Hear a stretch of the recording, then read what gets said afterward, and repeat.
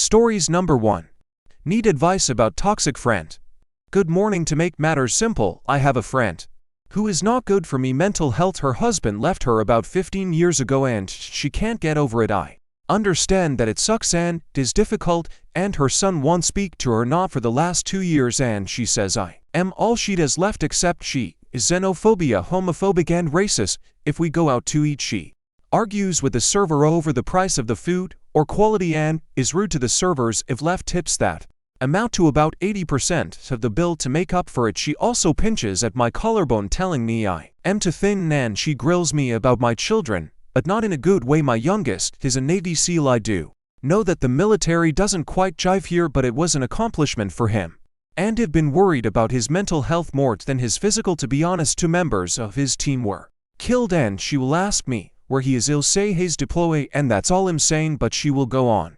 Is he on a boat? Is he on land? I bet he's in all the mess in the Middle East. I keep tell him her he asked me not to tell anyone, and I'm respecting that, but she still pounds me. She speaks badly of so many people if they've gained weight, if I paid more attention to someone else at a fundraiser than her, etc. I'm so out of sorts for days after I speak to her that I argue with my husband anyway. I feel badly for her. I feel like I need to have empathy for her. My mental health is poor. I see a therapist. I take my medication. I try to practice self-care, which is a huge challenge. I also take care of my 99-year-old aunt, the sweetest, littlest white-haired Japanese lady you'll ever meet, but she just turns that against me because she's in a nursing home. There is no way I could care for her like they do. Monitor her, her medication, provide activities. She has friends her own age there, etc. My therapist advises me to write a letter even if I never send it. What would this forum and Buddhism suggest?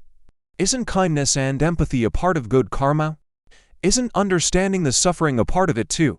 I'm at a real crossroads. Stories number 2. No contact with my parents for 24 years because they tricked me into giving up my baby WIBTA for refusing to see them before my mother dies. I was 15 when I got pregnant, 16 when I had my baby. Immediately after giving birth, my mother had forms for me to sign telling me they were hospital admin forms. She was my mother. I believed her. They were actually adoption papers. My baby was taken right out of my arms, and I didn't see him again for 20 years. The father of my baby and I were still together when I gave birth. His parents were not jumping for joy that we were kids having a baby yet. They were all in to help us. They helped me to get a job as a waitress in my boyfriend's uncle's restaurant. I worked nights and weekends. My boyfriend worked in his dad's auto parts store. Every dollar we made we were saving for the baby. It wasn't much, but we were committed to the family we had started. My parents were not so supportive and kicked me out as soon as I told them. They harassed me constantly to get an abortion, then demanded I have the baby adopted. Once my dad attacked my boyfriend on the street, and my mother accosted his mother in the middle of the mall. I stopped talking to them for months. Then one day they called and said they had a change of heart. They didn't want to lose me and the baby. I was worried but hopeful. My boyfriend's parents encouraged me to give them a chance. We all regretted it in the end.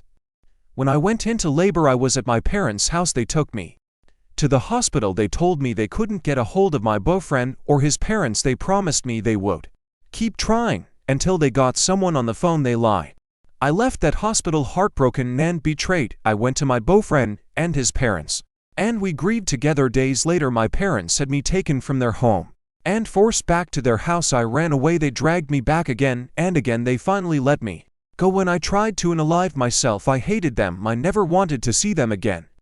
When I was 20 to my boyfriend and I got married. It wasn't a grand event. We were married at the courthouse, then went back to my in-laws for a backyard BBQ reception. A year later, we welcomed our second child into the world. The trauma from the events of the first time I gave birth hit us both hard, especially my husband. I would not have had it any other way, but he still demanded to be in the delivery room with me. I wanted my male there with us too. His dad and siblings waited on guard in the waiting room and outside the hospital. Overkill, maybe, but we felt safer knowing there were people there for us, making sure nothing happened.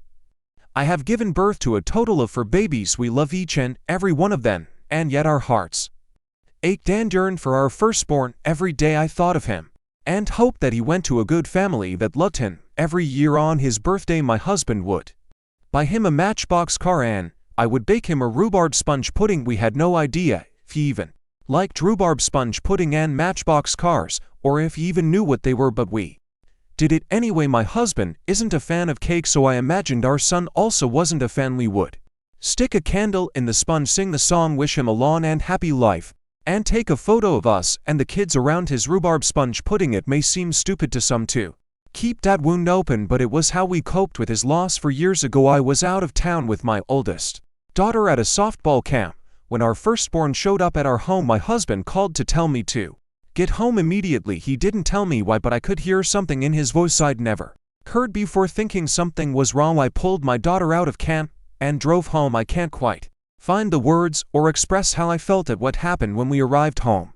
Today, we are in regular contact with our eldest. We talk often, video calls mostly. We like to see him, and he likes to see us. When we talk, he games with his younger brothers and knows the heck out of his sister, and they adore him. He was adopted by an older couple that couldn't have kids and was an only child. He loves having siblings. He has spent Christmas with us every year since he came back into our lives, and stays for a month. For his birthday, we all fly to him and stay for a week. I imagine correctly, he does and like cake. He doesn't like rhubarb either, so I bake him a peach sponge pudding. We also fly to him on the anniversary week of his parents' deaths. They died within days of each other. His father found us years before, when our son first told his parents that one day he would like to meet us. I am so grateful to the man and woman that adopted him. They gave him a good life with lots of love and raised a good son. I wish I could have known them. Thank them.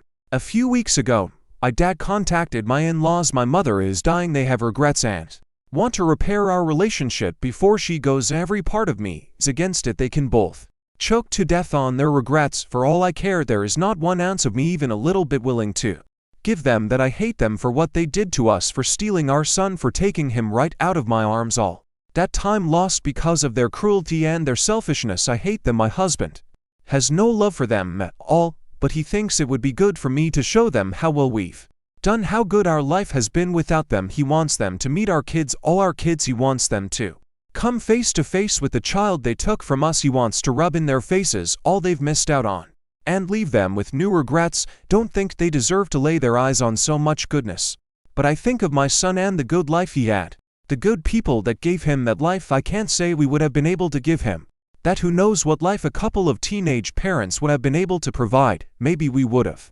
had the life we have if we had kept him. Maybe not. My Phil says probably not. The people who mean the most to me vary in their opinions about the situation, but they know us. They know more of our history than I wrote here. I'm hoping for impartiality from Reddit Witta if I don't give my parents a chance. Stories number 3. Aita for not looking after my date. This happened 2 years ago, so I, 27 meters, invited my date to 6F to join in on a weekend with my friends. It's been a yearly tradition ever since high school. We were all there, mostly couples, about 7 guys, of whom 6 had girlfriends, most of them for years. At the time, I was dating this girl, let's call her my date, and things were going okay-ish, not great, not terrible. I had some doubts about asking her to join in for the weekend because we were only dating exclusively for a couple of months, but what did we have to lose? I didn't see any harm in it. So what happens? My date joins in, but a few days prior to the weekend, things didn't go that smoothly. Wouldn't say we were fighting, but well, we had some arguments. Basically what happens was that during the weekend, I didn't really look after her. I didn't ignored her, far from it, but due to the fact that things didn't feel that great between us at that specific moment in time, I wasn't naturally providing for her, looking after her. My friends started to notice this. For example, when we were all in the living room where I was asked where she was, I didn't know. Not really true, by the way. I did know. I just didn't know how to tell them she was alone in our bedroom, because things didn't feel good between us. There were a couple of times during the weekend that she asked me if she should leave, saying she didn't have the feeling that I wanted her there during that weekend. I said she should stay, mainly because I didn't want things to escalate, and I guess I also was afraid of losing face to my friends, but I guess it would have been better for the both of us if she had left. Anyway, the weekend ends, and that's that. We didn't reach out to each other, and a couple of weeks later I called her telling I was breaking up with her. I don't think she was very upset. So that's the story AITAH about this. Personally, I don't think I should have brought her in the first place, or should have told her not to come, but that happened. However, things didn't end for me there. Afterwards, for about a year or so, every time I got together with my friends, They would bring this up mainly telling me over and over again what a douchebag I had been for leaving her all by herself, not looking after her. Don't know if I deserved that. Guess that's another question. So why not ask you for doing this? Frankly, I became really upset by the fact that they kept bringing it up, even developed anxieties about it. Not kidding. Every time I would see them again, mainly because I didn't know what to reply. Every time I just stood or sat there speechless. Eventually I told them online because I didn't dare doing it in real life. I was really hit by this, not in a good way. I mean, feedback is best given at the moment itself, right? Or individually, not bringing it up again and again in front of every one of my friends. None replied to that message. In the end, I called one guy nervous as I asked him why he didn't stop with it. He simply replied saying it was never meant in a mean way. So here I am mainly confused, so I would really like an outsider's perspective on this. And yes, it didn't behave like a gentleman, and yes, she wasn't treated the way someone new to a group of friends should be treated, but isn't it all a bit exaggerated? I think we were starting to see we weren't a good match. And sadly for her, it happened on that weekend. I wasn't being mean to her. I introduced her to everyone. We played games together. I actively tried to involve her in conversations, and yes, there were also moments where I didn't really care where she was or when I just started playing a board game with a couple of others without involving her. But did I deserve what happens after that? I don't know. Please share your opinion. Don't know if it matters, but I apologized for my behavior to my date afterwards. Stories number 4. How do I politely ask my 23-year-old sister to move out? I'm at my wit's end and could really use some advice. My sister to 3F and her toddler have been staying with my husband 24 meters and me to 5F for a while, and it's just too much for us to handle anymore. She doesn't really watch her son when they're here, so in constantly having to keep an eye on him or deal with the mess. Like yesterday, while my husband and I were at an appointment, he got my husband's AirPods out of our TV console and put them in the puppy's crate, and of course they got chewed up. Luckily she didn't swallow anything. On top of that, she barely cleans up after herself or her son, which means it all usually falls on me. Here's the thing. I have TOTS and pseudo seizures amongst other things, so my energy is limited.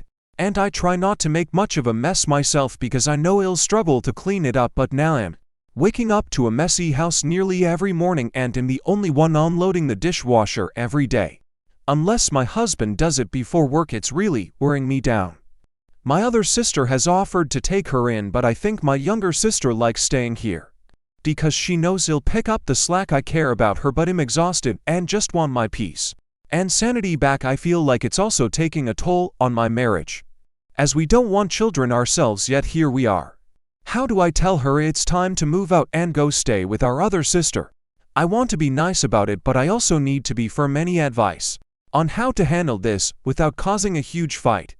Edited to answer some questions. She pays $300 in rent out of the $2,400 total, and she gets food stamps and WIC for her and her son.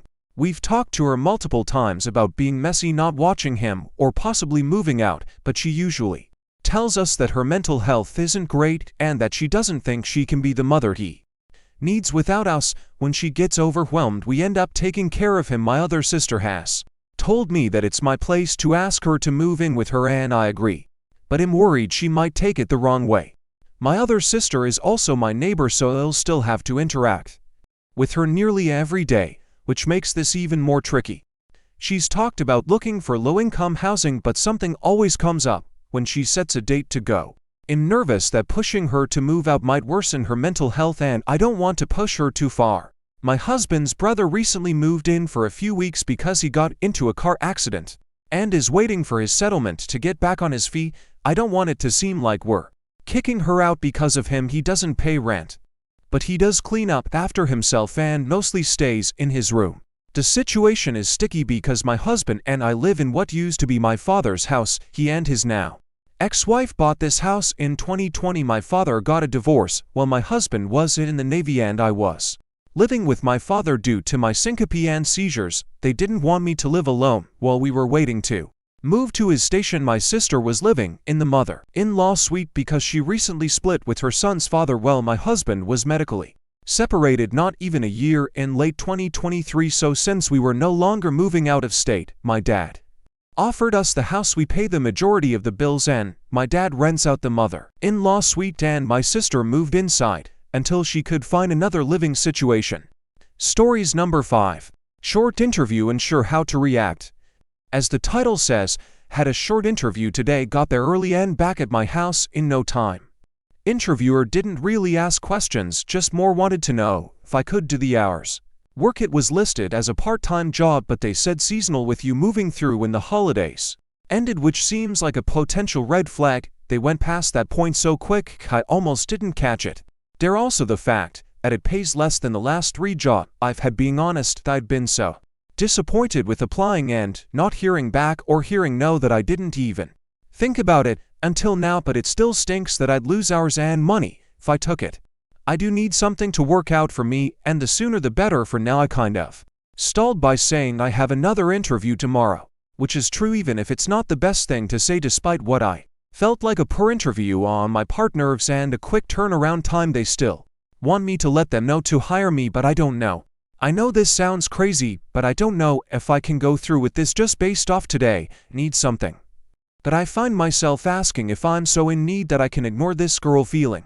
I know this sub is more for the interview process, but if anyone has any past experience with something like this, please let me know what you decided on. Stories number 7. Aita for telling the affair partner that restaurant food isn't her say. Throw away because family is on my main. So I 17F live part-time with my father and his affair partner, I mean wife Trish, fake name 40s she. And dad only got caught because Trish got pregnant and threw it in my mom's face. I only have to suffer through another 8-ish months, so there's no point in going back to court, and I don't want to put any more on my mom. Mom and dad got divorced about 2 years ago.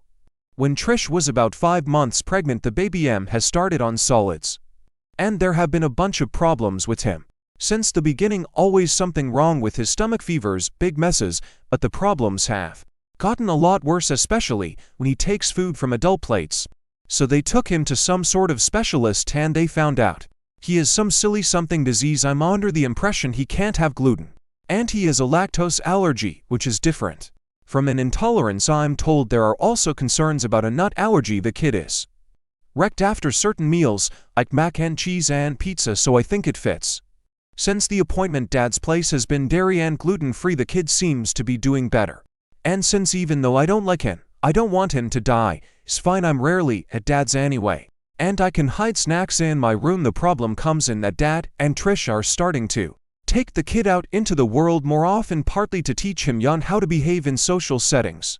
If he starts crying, I usually glare at dad until he takes him outside to calm down. With winter coming, I don't think I will be able to do that much longer. So we went to this one restaurant with a bunch of gluten-free and dairy-free things, and nut allergies are taken seriously. I found something on the menu that was dairy-filled and not gluten-free. I had a serious craving for cheesy goodness. I wasn't even sitting next or near the kids since we had a bigger table. I ordered it, and Trish tried talking over me to get the waiter to put down something else for me.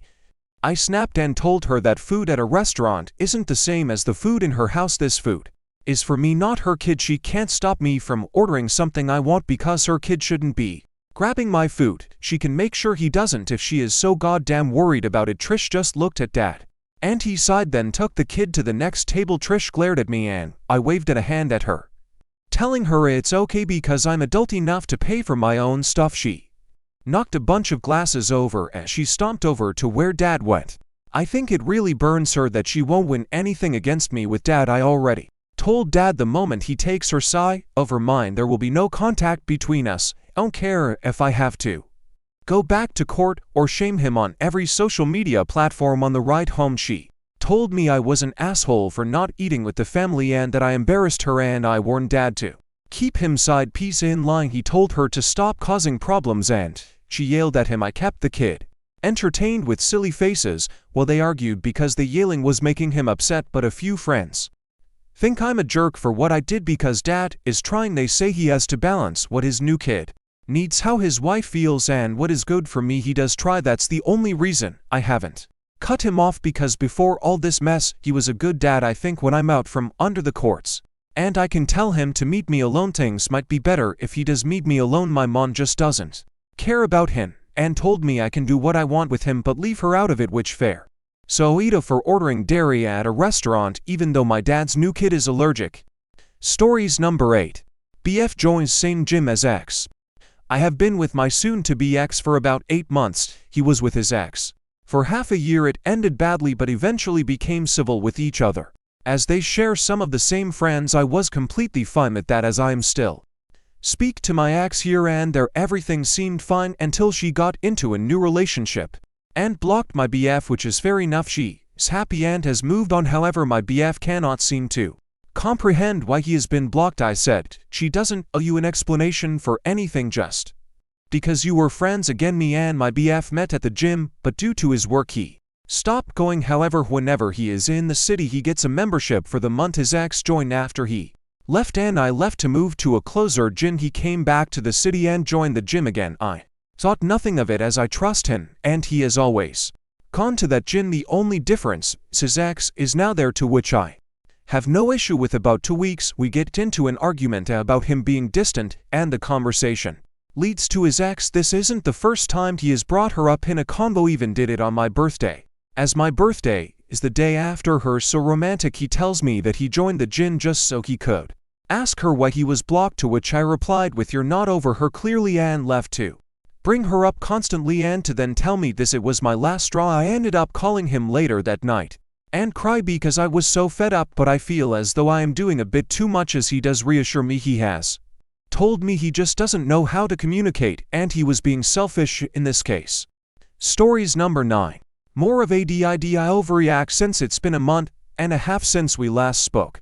Little bit of a backstory, so bear with me. Both of us mid-20s, we went out as friends for a bit and eventually ended up unofficially dating for 2 months and officially dating for another for months. She fell in love rather quickly, or so she claimed, and seeing as how I've never been in love and I was infatuated with the concept of someone being in love with me caused me to let my guard down and fall in love with her. Towards the end of our relationship she grew extremely distant and constantly made excuses to not see each other. I finally confronted her a week before my birthday and she expressed that not only was she having doubts about being in love with me, but that she wasn't sure if she wanted to be my girlfriend. We broke up that day and I tried to give her space as much as I could, and eventually she asked me if we could stay friends because our connection was too deep to go back to strangers. Over the next couple of months we kept hanging out, talking because we have mutual friends in common. She's a very fun person to hang out with and liquor is usually involved. I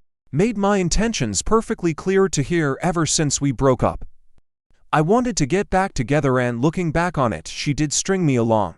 One day we're all hanging out and she makes the comment that she thinks we should get back together. It was music to my ears, but since she was drunk, tipsy, I didn't want to talk about it at that time. We ended up hooking up that night, and I was obviously on cloud 9 after hearing her say that we had planned that I would go to her house that upcoming Saturday and we were gonna resume where we left off that night. A couple days before Saturday she ignores my messages, a somewhat common occurrence after we broke up, and I don't even end up going to her place. A few days go by and my friend and I end up going to her house while her friend was also there, and she gets drunk as hell. Long story short, I regrettably end up going through her phone and seeing that the day before I was supposed to go to her house she slept with her male best friend, guy she always told me not to worry about. I confront her the next day and told her that in done playing this game with her, that I never thought she would hurt me this way and that it's best if we go our separate ways, cause in done being hurt by her. She blows my phone up the rest of the day, apologizing and saying it was a mistake, blaming the alcohol and swearing that she didn't plan on doing it. She begs me not to cut her out of my life and says that she'll give me space, but she doesn't want to lose me because she cares for me deeply. Eventually I talked to her and we got things off our chest, but I had no intention of remaining part of her life anymore. Even though she technically didn't cheat on me because we weren't together, I still feel very betrayed and hurt till this day. Did I overreact for cutting her off entirely, or could it have been fixed? Sorry for the long story. TLDR, broken up with ex and she says we should get back together. For days later she hooks up with her best friend and she claims it's not a betrayal because we weren't together, so I cut her off. Did I overreact? Stories number 10. How do I respond back to this?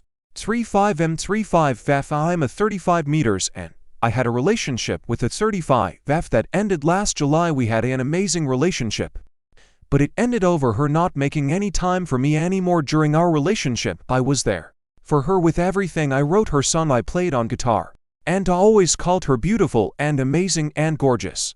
We were planning to move in together and that never happened. I ended up helping her out so much by paying her rent twice and helping with money when she started not making time for me. I was hurt and felt used. She ended up dating a new guy and moving in with them a few months later. I just told her that I still had feelings for her and she hurt with me with being with another guy, and I couldn't be friends with someone I still love. I really loved her and she knew that. She said that I would always be in her life, so I ended up kind of staying in the background, which was probably a mistake.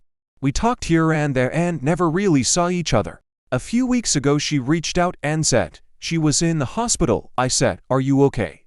Where are you at?" The next day she called me crying and said she missed me and I didn't need to see her this way. After that I didn't hear from her. She ended up posting on TikTok that she needed to go inpatient and that she had a wonderful man in her life in her current boyfriend. About a week ago she had contacted me about giving her money so she could get hair and makeup, and she would take pictures. I said I couldn't help since she was in a relationship and that I didn't want to interfere. A few days ago she sent me an audio message about how she might have cancer and she would not have money, and how I was a wonderful friend and always being there for her, and she was sorry we couldn't see each other more and that my messages have always helped her and she loved that I always called her beautiful and I have always made her feel special, and if she doesn't make it, that I made an impact on her life. And she said we had our ups and downs and I am a beautiful soul, and she loves the song I made for her and listens to it often. I'm not really sure how to respond to this. Not sure if this real or just asking for money or something. I do care about her. The why these comments from her now, especially she has a man in her life. Edit. Thank you all for your replies and advice. I will block her. Stories number 11. Aita for not wanting to be around my brother and my sil. This is my first time posting on Reddit and English isn't my first language, so I apologize if something doesn't make sense. I 26F have an older brother 32M. We used to get along really well, but things have changed over the last years. My brother left our hometown a couple years ago because of work and with my father out of the picture, and that's a whole other extremely traumatic experience. And me not working yet back then, that has meant that all the weight of taking care of our mother and the house is on me because I am the one that stayed. I can't move out. I have two jobs, but I simply can't afford it, and my mother needs my help both economically and with her disability. She has mobility issues. I don't mind living with her, taking care of things, even if the mental weight of it all is sometimes a bit too much for me. My brother and his girlfriend 28F barely come home to visit, and my brother really isn't involved with anything that has to do with my mother's doctor appointments, surgeries, or economic situation. He has the right to have his own life and live it as he pleases, but my mother struggled a lot to make sure we had everything we needed, and it pains me seeing her worrying so much about someone that doesn't seem to care that much about her. I don't want him to pay for anything. I would just like for him to be more attentive, I guess. Anyway, to the main issue here. Year ago I went out for dinner with my brother Sil, her sister and her sister's partner. Suddenly, without any prompting, my Sil decided to question every choice I have made in my life. The fact I studied a degree she thinks I shouldn't have gone for, the fact I still live with my mother, and she made some comments that were really hurtful. After I said I was waiting for the right moment to move, that I would like to find a partner first. She told me some people are just destined to be alone. Like I am the most unlovable creature in the planet. I am insecure. Yeah, I am human, and that's one of the things that really worries me. She also said that my brother and her had discussed it all a lot of times, like all they do in their free time is talk about my life or something. I would like to think it came from a place of worrying, but I can't feel it was like that, not when it was so unprompted, and not when all I have been to her is welcoming and nice. My brother said nothing. He just watched her say all those things without trying to say anything positive or defend me. I was completely frozen on the spot because I wasn't waiting for that speech at all, even less in front of two other people that were basically strangers to me and who had no right or need to know about my shitty, depressing life. I also didn't need her to say any of those things. I think about them enough as it is. Since then, I have tried to Avoid spending time with them when they come visit, but it feels wrong, especially when it comes to my brother. Because I do love him a lot, but I can't forget how, that day he didn't say anything. I stopped talking to him, to the both of them, and he hasn't barely reached out until today. This weekend marks the start of our city's major holidays, so they are going to be here. And he wants to hang out. I don't know what to do. I should get over it, and I should have told him about how much her words hurt me back then. Now I don't see the point, and back then, I didn't want to get between them because my brother is genuinely happy with her. I refuse to get another life evaluation from people that don't even know how much I am fighting to keep my head afloat while studying and working 2 jobs. Thanks for reading. It felt good to let everything out. I will try my best to answer any questions. If you had any stories. Number 12. Feeling trapped in a major I hate but can't change it. 1. Feel really depressed and sometimes suicidal too. Because of this, the education system in my country sucks so much. They force you into majors you don't like based on your exam score, and then don't give any option to change it either. Spending around 8 hours in college studying something I don't want to sucks the life out of me. And then at home more hours are wasted trying to study the subject on my own. I'd barely get any time for myself. None understands me. My profs treat me like shit for being bad at the subject, and I have to do extra hours, and my colleagues just don't care. I can't drop out either, cause once I drop out you can't go in any other college as per rules. And at the end of the day, a degree, a subject I hate, is worth more than no degree. T.S. I am from India and doing biology degree. I don't want to be associated with a bio degree. I have no aptitude for that. I want to do maths and comp sci, but this stupid system. Stories. Number 13. Moving into MIAL's home and building mills. We want to be protected. My husband and I have been in conversations with his mother about moving into her house and building a detached garage with an apartment above it for her to live. We're meeting with an architect next week to see what is possible, and then we'll be meeting with my husband's uncle, who is a lawyer and my mill's financial advisor. The title and mortgage is currently in her name. I don't have the specifics of her will, but she mentioned that as of now, if something were to happen, the house would be split between my husband and his sister. My husband is a realtor, so he is aware we would need to be put on the title deed for us to add any ownership of the house. Questions should we be asking the lawyer and thinking about to protect both her and us financially should we decide to proceed? Should we be putting the house in a trust so that should anything happen to her, we would not have to have the courts involved? We live in NC. Stories. Number 14. I feel like I've exhausted all suggestions to make friends. Just gonna start and say I'm a black woman, 22. I've hit a pretty bad streak of bad luck. I didn't make any friends in college. Although I'm going back next year to finish up a different degree, and I've been struggling with loneliness for the past few years. It got pretty bad after I had my 20-year-old cat put down on Christmas last year. I tried following some advice I've heard from both my mom and the internet. Get a job. Most of my coworkers don't speak English, and the few that do are either much older or are racist. Get a hobby. Most of my hobbies, crochet, gardening, tinkering, are solo activities. And when I do go to events, it's mostly old people. Start volunteering. The local animal shelter has been under maintenance and staff changes for the past year. I applied to volunteer there in May, didn't hear back until 3 weeks ago, haven't heard anything since. Go to the gym, mostly old Spanish ladies and really rude men. Use Meetup. Literally no one goes to any event, and all my groups eventually close.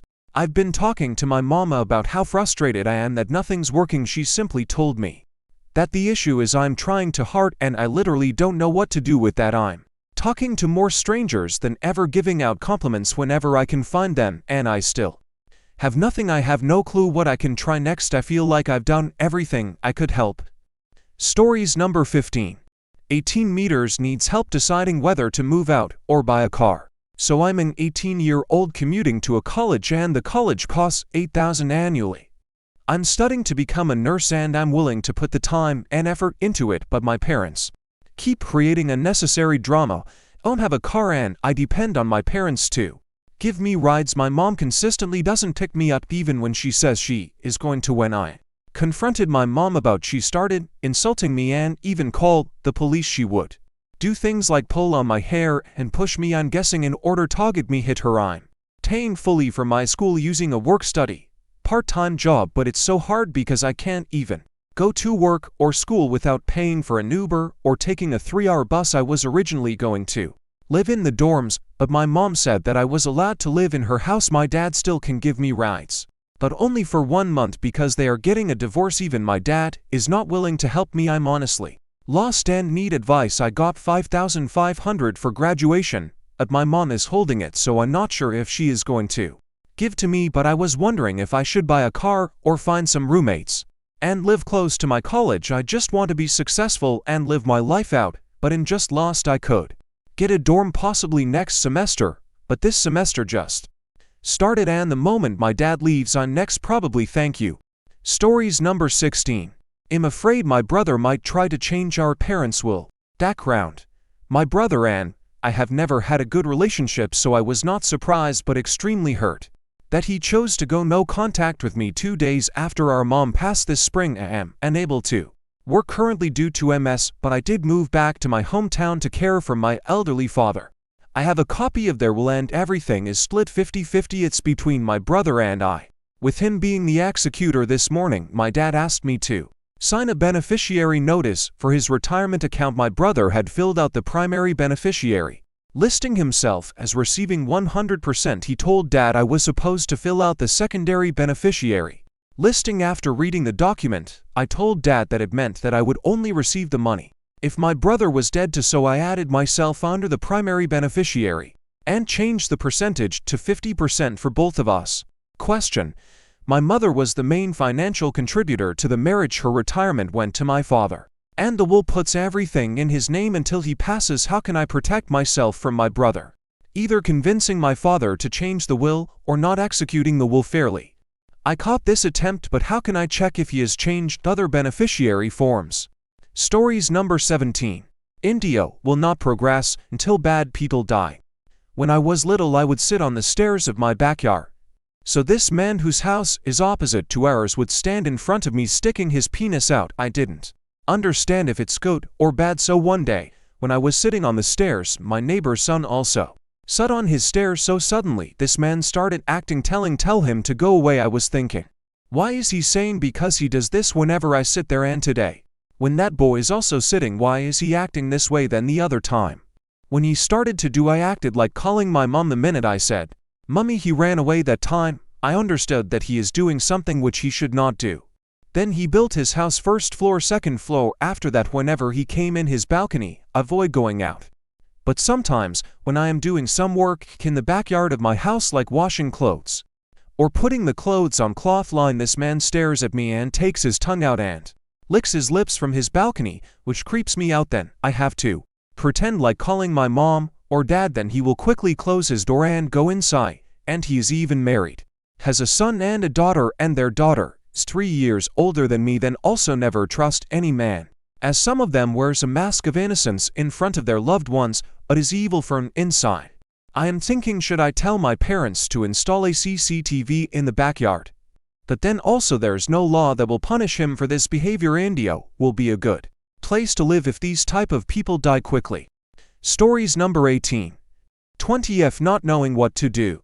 Hi, I'm 20F living in Australia. I am currently a nurse, but not working as one. My parents are expecting me to go back to UE to progress as a higher-up nurse, but I don't want to. Truth is, I hate nursing, and I feel like I wasted 2 to 3 years of my life studying it and getting the degree for no reason. I really want to do real estate, but I'm scared it'll be a disappointment, and I feel like I'm losing in life right now. I do not want to be a nurse in any aspect, nor in the health industry. I do not know what to do. I have a fear of being a failure and stress heavily about my future. I look at other people my age and envy them. I know I shouldn't, but I do. I work a retail job, which I do not like, as I feel like I'm getting a bit too old for it, and I don't really have any other qualifications in life other than nursing, which is pointless. I'm also single and struggling to find someone that is right for me. Every guy I talk to just seem to want me for my looks. I never give them any intercourse needs that they want, as I'm waiting for marriage. I don't even know what to do at this point. Please help me. Stories number 19. Parents spending all their money on irresponsible relatives. Anyone else in this situation? Let me preface this by saying it's not really about the money, because I am a responsible adult and do have a good paying job, Don't make 3 figures. I do okay anyway. For years my parents have dealt out a niece and nephew who are from my same sibling who has passed away. My niece and nephew are now in their mid to late 30s. They have 1 and 2 kids between them. My dad, now close to 90, mom died recently, pretty much supports all of them. He helps to pay for rent cars, eyeing them cars, paying for inspections, maintenance, gas, insurance, food, clothes, outings to movies, amusement parks, etc. And who knows what the hell else. Both of them were in horrible relationships and are now single. The one works in a low-wage job and the other doesn't work at all and just collects child support, food stamps. Recently I was talking to my dad and he let it slip that if he hadn't had to spend so much money on my niece and nephew he would be a millionaire by now. This really pissed me off. It started me thinking how my brother and I have both held down full-time jobs for years, been responsible for our lives, and have remained active and supportive in our family, helping my parents as they have gotten older. When my dad passes away, he has written in his will that whatever he has remaining, which at this point won't be very much, will be split between me, my brother, and my niece and nephew. In his view, this is fair since my sister has passed away and they are her next of kin. I know it's his money and he can do whatever he wants with it, and I know I will be fine if I don't inherit 1 dime. But it still irks me, just wondering if anyone else has been in a similar situation and how you handled it. Stories number 20. He 35 meters won't marry me. 3 for F. How long do I wait? We have been together over 10 years and our best friends just got married. It was extremely triggering for me and I almost left after the ceremony. I knew I would never have this moment or day with him. He keeps saying he has no interest in getting married, but he used to before I gained weight and the pandemic brought my anxiety, germophobia to the surface. He says if I got skinny again, maybe he'd consider it. I'm just supposed to be his girlfriend indefinitely. Like it's good enough to be with him forever but not married. He doesn't make sense. I'm confused and hurt. Question: how long do I stick around before I call it? Stories number 21. How to overcome self-doubt and how to be content with my accomplishments and abilities. I recently got my first job. I had been job hunting for a year and I started to feel I will never find one. I from small, not well-developed country. Everyone I went to uni got their jobs almost immediately after finishing. I accepted the job I don't really like and I don't see myself in. But I have this problem that I don't really know what I want to do. I just know it has to be something flashy. I have CS degree. So example of something flashy is cybersecurity or embedded engineer. And opposite is front-end. The job I got is mobile development and currently am learning basics. The way I cope with it not being good enough for me is to try and become expert in it, but it's not going well. My other problem is that I have big ambitions and big ideas, but I somehow never end up doing it. I doubt myself. I think I am not good enough to do what I want, so I just give up. I feel like I never got to really try hard at anything in life. I somehow always find an easy way out. This post is all over the place. I don't even know what I am asking. I guess how to not be like this. What can I do to change this part of my personality? Stories number 22. How to respond to offer when waiting on other offers. Hi everyone. I graduated college last fall and I've been job searching for a really long time. And I've had no luck until this summer. I finally made it to the final rounds for 2 companies. This morning I got an offer for a contract position with possibility of full-time offer in February, but I have an interview with the CEO of the other company on Friday. How do I go about this? How do I ask for more time because the second company has a full-time position, pays more, has better benefits and aligns more with my long-term career goals, and I feel like an interview with the CEO has to mean that I have a good chance. I do currently have a job, has nothing to do with my degree, and pays awful, but I needed to pay my bills somehow. In the meantime, should I tell them I am waiting for a decision from another company, or should I just say I need to let my current company know and work things out with them and ask for deadline by which I have to accept? I've never been in this position before, but I would love some insight on this. But I really need a new job, so I don't want to say the wrong thing and have them rescind the offer. Stories number 23. Advice on preparing for the death of someone who is not mentally sound. Location: Nova Scotia, Canada. Hello, I know this is not a substitute for legal advice, but I need a place to start. I don't have any clue how any of this works, so any tips would be appreciated. My mill has stage 4 cancer and her doctors have said that time is short. She's never been mentally well, but has never been diagnosed. She doesn't have any power of attorney. There is no will, no life insurance. She has never been employed. She hasn't spoken to any lawyers or accountants. As far as we know, her bank account is empty and she has credit card debt and probably other debts as well. I looked into holographic wills and it seems like they're only valid if the testator is mentally sound, which she is not. In NANS Canada, it seems like anyone with a bank account solely in their name has to have their estate go through probate with closing her bank account, or put her partner's name on it as a joint account. Avoid that. We have no way of knowing what her estate is worth because the figures she has given us are in the millions. We know this is not true. It likely is less than $100. How should we approach this? Any tips or links to online resources would be greatly appreciated. Stories number 24. My husband and I are living the expression, when it rains it pours. Husband and I went camping this last weekend with a buddy. Things were going great until Saturday night. We borrowed a canoe from a guy we just met at this site, and our buddy has the genius idea to flip my husband out of the canoe, sending him and his now dead phone for a swim at 11 at night. The following day, we left and had no way go contact this guy who owned this canoe, and we had to guess at his address as his contact info was on hubby's phone. Then we lost our buddy on the way home and could not contact him as I did not have his number. Yesterday we didn't hear the alarm, or it didn't go off, something that would be done on his phone if he had it. He ended up being 2 hours late for work and we missed putting out the garbage and recycling, so now we have to make a dump run. And then we ran out later that day to deal with replacing his phone, spending money we don't really have. And amongst all the chaos and the frustration, we must have forgotten to put the spare key outside, because now I am sitting typing this locked out of our house. Moral of the story: don't mess with your friend's phone. Stories number 25. Not feeling supported by my BF. Today, F29 was scheduled to sit a huge exam. One had been studying months for. It's a 35-hour exam that has a 65% pass rate. Safe to say I was very anxious.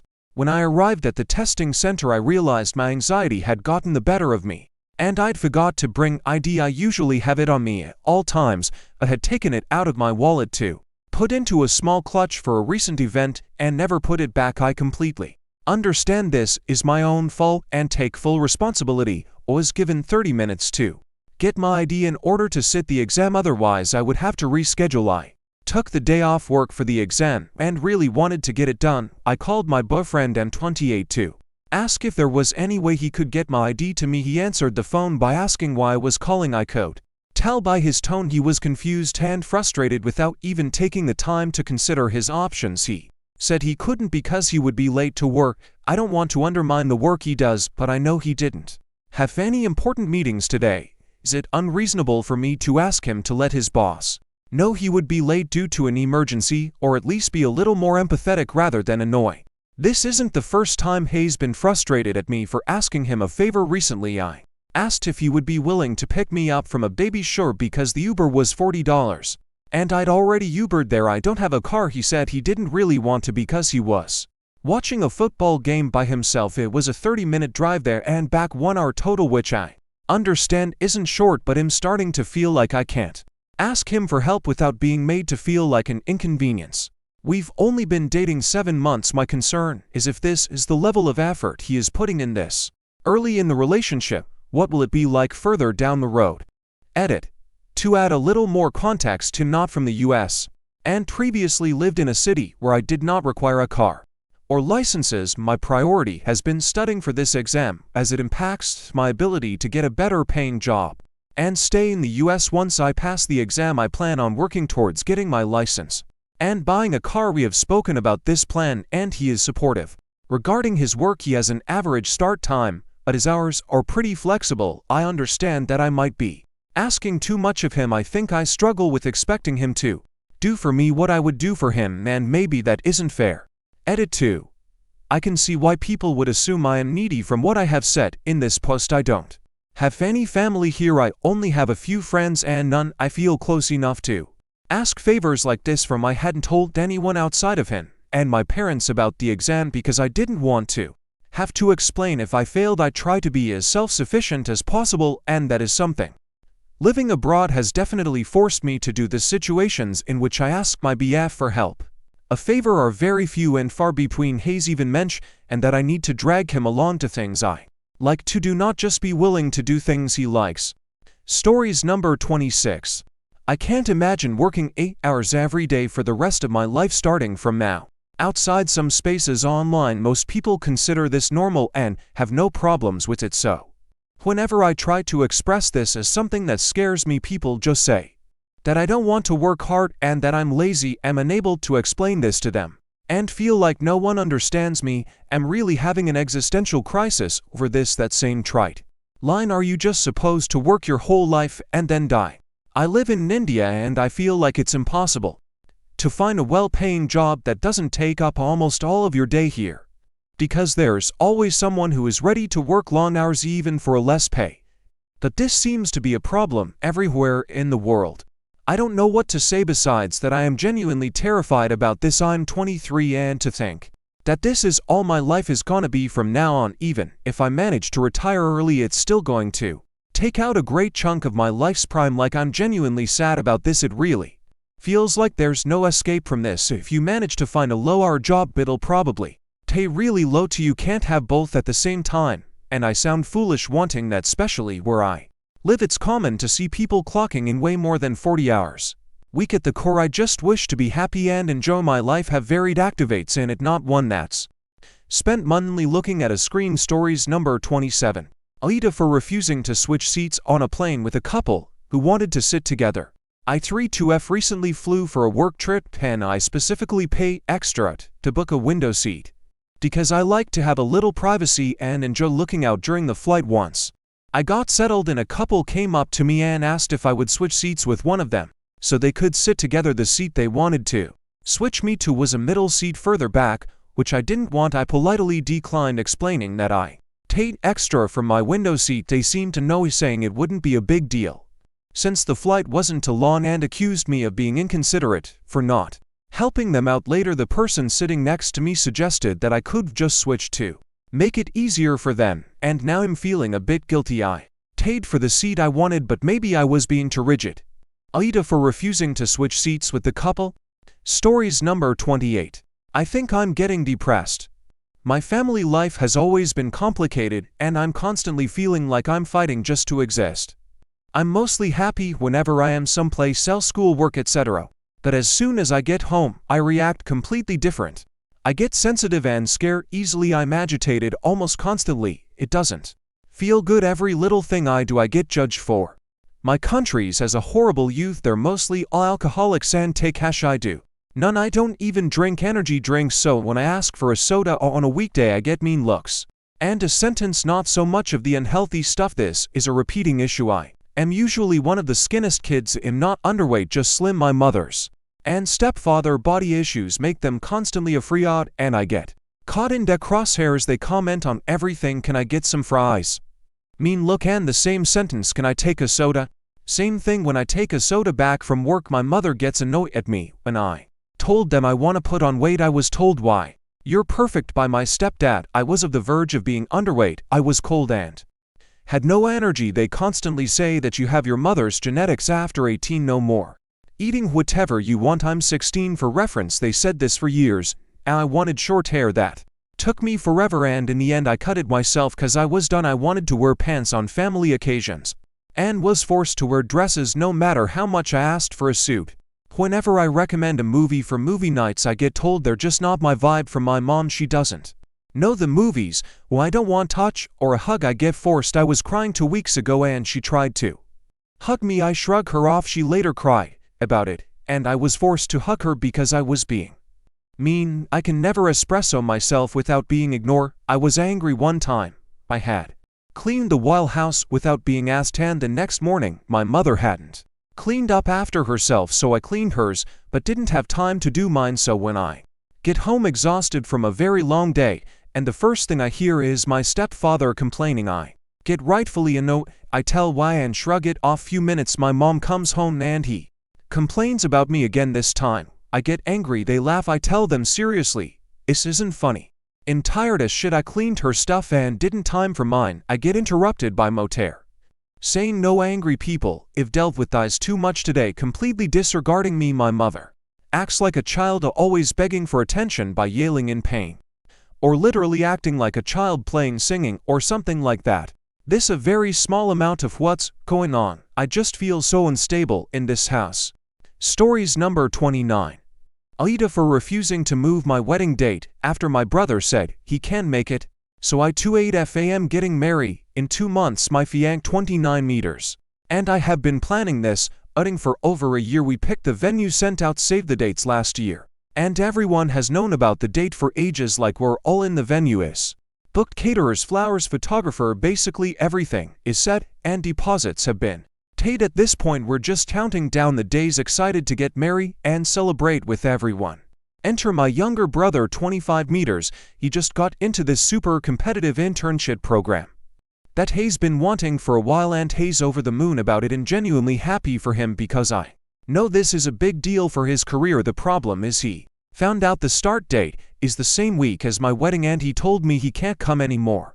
Obviously I was disappointed, but I assumed he'd be a little bummed too and we'd move on. Instead he asked me if I'd consider changing the wedding date. At first I thought he was joking, but nope, dead serious. Hayes, all this is a once-in-a-lifetime opportunity and I really don't want to miss your wedding, but I can't be into places at once.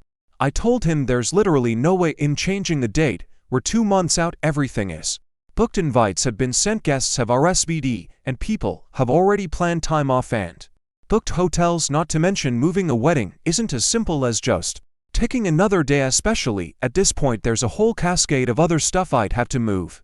And that's if the venue even has another open date anytime soon. He got a note and basically said, so you care more about a party than your brother's future, which really pissed me off. Like, come on, it's not like I didn't give everyone, including him, a huge heads up about this date. He's known for over a year. I get that the internship is important, but it's not like he couldn't have communicated with them and tried to work something out right. Now my mom is all over me about it, saying that he'll regret not having him there and that him being selfish by not even considering changing the date. She's implying that family is more important than one day, but I feel like this is the one day that's actually about me and my fiancé. I don't think it's fair to be expected to turn my life upside down to accommodate his work. My dad is staying out of it, classic, but I can tell he thinks him being a bit unreasonable to fiancé is backing me up, but I can tell he feels weird about the whole thing. He's a big family guy and doesn't want any drama, but he also knows how much we've already put into this wedding. I don't want to sound like I don't care about my brother, because I do. I love him, and I hate that he won't be there. But at the same time, I don't think it's reasonable to ask someone to change their wedding date this close. It's not like we're talking about a birthday party or something. This is a whole ass wedding. So yeah, Aita for refusing to change the date and basically telling him if he can't come, that's on him. Or should I be more flexible here? Stories number 30. People I see regularly on my commute. Knitting teen currently working on a long purple blanket. Groceries man always has a couple grocery bags with leafy greens and usually a baguette peeking out of the top. Pharmaceutical rep woman perpetually on a Bluetooth headset discussing something to do with her work. Expensive sneakers beggar lawn tall man who is often asking tourists for a few dollars to ride the bus but wears high-end designer sneakers.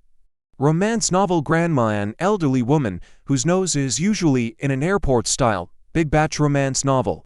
Mormon missionaries to perky young men with identical haircuts and name tags and ties. Did you see that game last night?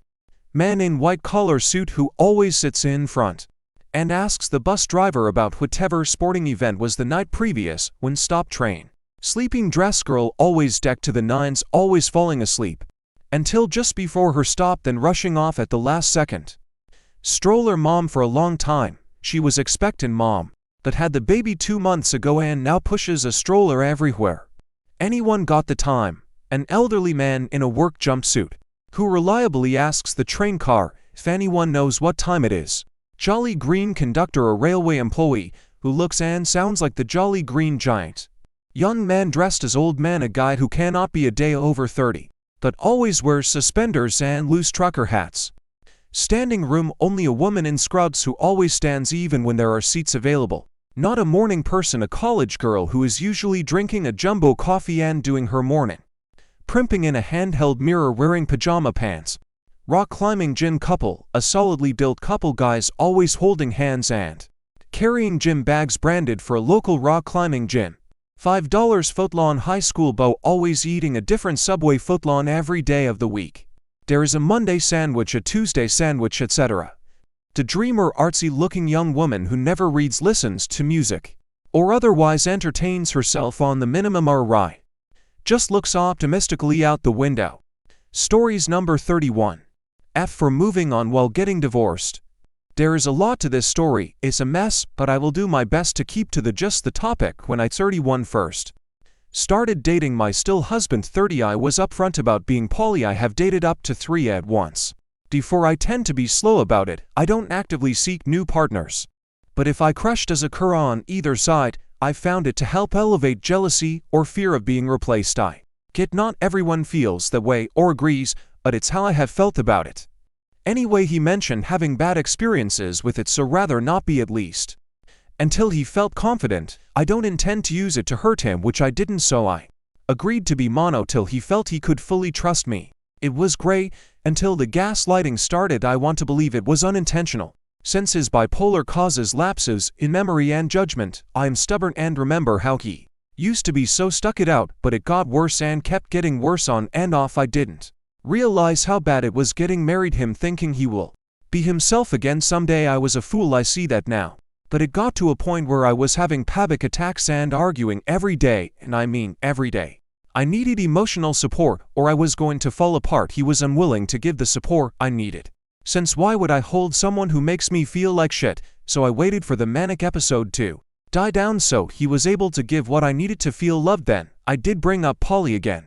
Told him while he is manic he seems incapable of emotionally being there and says really hurtful things, so I need someone to help me feel lovable again. But I still loved him and didn't want to give up, even though while panicking he would ask me if I wanted to kill myself or if I was going to go through with it yet. I let it get that far, but kept telling myself it's the bipolar, it's not him. Regarded it was tearing me apart and I needed someone to ground me. He agreed quickly, seeing how torn up I had become emotionally.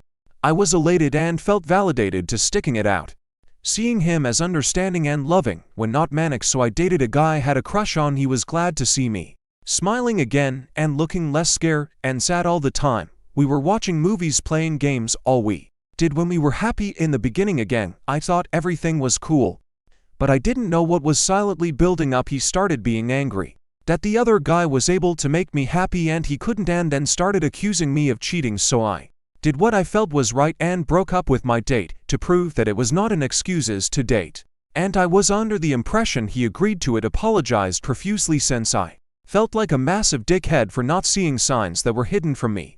So things went downhill again. His mood shifted. It was hell again. It got to a point I cut myself in front of him and all he did was comment on how deep it was, then to a point to where he started laying his hands on me, throwing things at me.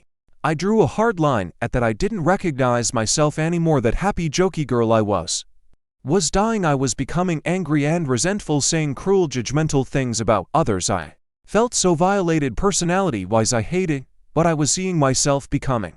I suggested poly once again, still not willing to fully give up, but I could not stay with him if it meant I was now getting physically hurt too. He agreed, sounding remorseful and wanting me to feel safe. So I did. I am now dating someone new who is almost a mirror image of how I was before I met my husband. He feels so refreshing to be around and validating. Even when I feel upset, I feels terrible how scared I get whenever I bring up any discomfort, no matter how small. I got so used to it becoming arguments, but still push through the fear to communicate my thoughts and feelings. He says he really admires that about me, that despite how clearly terrified I am to communicate my feelings and thoughts, I do so anyway. I spent more and more time with him, but this time my mood around my husband was not changing. I still felt empty and dead inside around him. It wasn't helping. I thought maybe I can heal, but I think the marriage might not be salvageable anymore.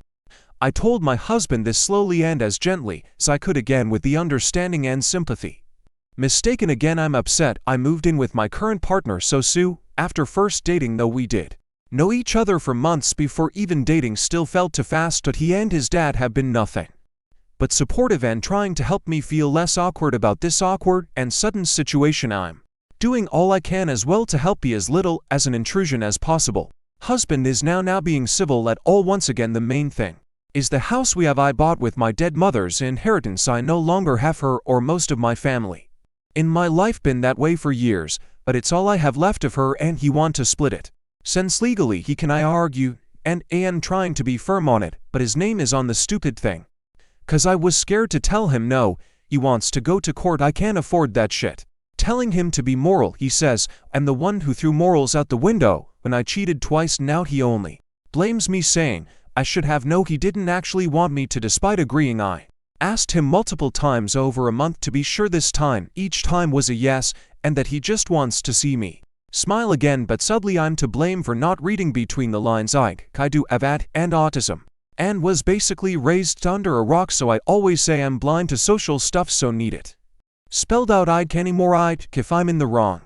Stories number 32. We are in South Carolina. My grandfather passed away suddenly and unexpectedly last week. I was his caregiver and attorney, in fact, in his final years, and we'd always been close, so he left everything he owned to me in his will, including his house, his property, and everything within. I known about his plan for a very long time, but the issue is we only just started properly getting things in order in the last few years. Had expected him to live longer, the will is legitimate. But now that he's passed, I am suddenly left with multiple problems. It's mainly an issue of money. My girlfriend and I are just barely able to scrape together the money necessary to bury him. And my mother, his estranged daughter, is not able to contribute after his meager life insurance policy that I was the beneficiary of. We are still on the hook for several $1,000s to pay the funeral home. My grandfather has two bank accounts, both of which I have access to through the magic of online banking, but only one of which I am legally a joint account owner on. The one I am not a joint owner of is his oldest account that is centralized in a different state. I was in the process of getting this fixed, but his bank was super protective and made it difficult on me. I ran out of time. My grandfather's plan was to live long enough to accrue money from his Social Security and military retirement to leave me with enough money to pay the mortgage off, a plan that has now been cut tragically short. Our joint account has a bit of money in it, but his personal account has a lot more. I may not be able to put enough money together to pay the funeral home without taking money from his personal account. My mother suggested it's better to ask for forgiveness and to ask for permission. I agree, except taking a huge chunk of that money would leave me with less cash to continue paying his mortgage. Now that he's dead, times are tough. I don't want to sell the property, but an extra $500 a month on top of my other bills would leave me completely broke. I'm not sure how this is going to pan out or how this will work, and all my family is just as ignorant as I am. Will probate court leave me high and dry here, liquidating his assets and giving me that mortgage? Do I need to lawyer up? In the meantime, I am maintaining his property and using his money to pay his utility bills, just like I have been all along. Stories number 33. Would you choose 6 months of leisure or 6 months gaining knowledge in your field? I have an opportunity to work abroad for 6 months. I already did it for a year in the past. It was very tiring, but also very rewarding. I feel like I became 10x better at my job in that time, and it's a field where it matters. I tried applying to a few places where I really wanted to go, but got rejected. I don't know when, if ever, I will get this opportunity again. My options now were apply again to a few other places where I would like to work. It would be a great opportunity professionally and will likely benefit me for all my career. Downside is I will start straight after a difficult exam, and it will be very tiring. It's 10+ hours workdays. Take 6 months to chill in Paris, have another income stream, so I will be able to support myself comfortably. I went to a hard college and then did post grad and jumped straight into work, so I never had an opportunity to truly relax with the prospect of having children rapidly approaching. I'm not sure when I would have another chance like this. Downside is I don't have a lot of friends there, and all of them are working, so I'm not sure if I want start feeling bored, especially with the cold weather. I've also lived in Paris for the other year I worked abroad, so I already visited a good chunk of the city. What would you guys choose? Stories number 34. I am envy of my partner's past. Buddhism has been a great guide and help in my decisions in life. Now I am struggling in one where I needed some insights or words with people who's been enlightened by Buddha. My partner Used to be a playgirl and been with multiple people before. I didn't experience that kind of lifestyle. When she's telling stories or talk that she used to date and have fun with different people, I can't help but envy that. I wish I did that to be for meeting her. Now I feel bad because if I'll do it that means losing her, which I don't like, but also some part of me is missing and wish I'm doing it now. Don't get me wrong, my partner is great and good to me. I can say we are each other's soulmate. I am not even wanting to look for anyone else. It's just that I wish I did date a lot of people and maybe had fun with them prior meeting my person. I'm really struggling a lot as I can't get away this thought of mine. Any insights from you is highly appreciated. Stories number 35. How to get over XGFS kids.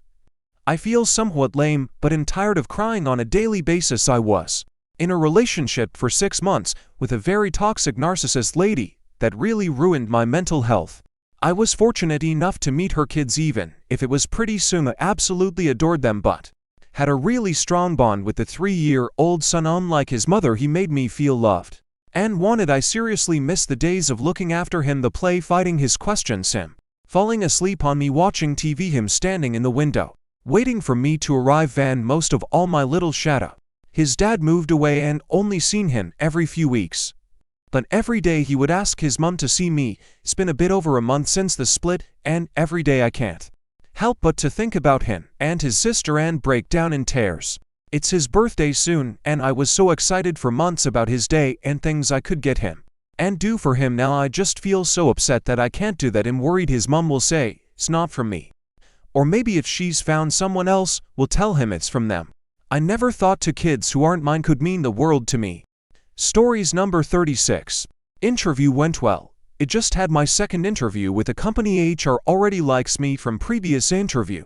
As they didn't show up to the second one, both managers made the interview feel like a conversation more than an interrogation. Positive body language. It was over Zoom, so they were mostly smiling and nodding. I think I answered the questions well for a second interview, as it seemed like they were just trying to get a feel for what kind of person I was, and I think I sold myself well. However, the interview was supposed to be about 5 minutes long, but only lasted about 30 minutes. I'm not sure if this is a bad sign or not. Also, when I asked about the next steps, they had mentioned they weren't sure if I have another panel interview to do or not, and they also had a few more interviews to do. I feel like my chances are high, but ultimately tired of being let down. Should I assume it went well, or they're just brushing me off?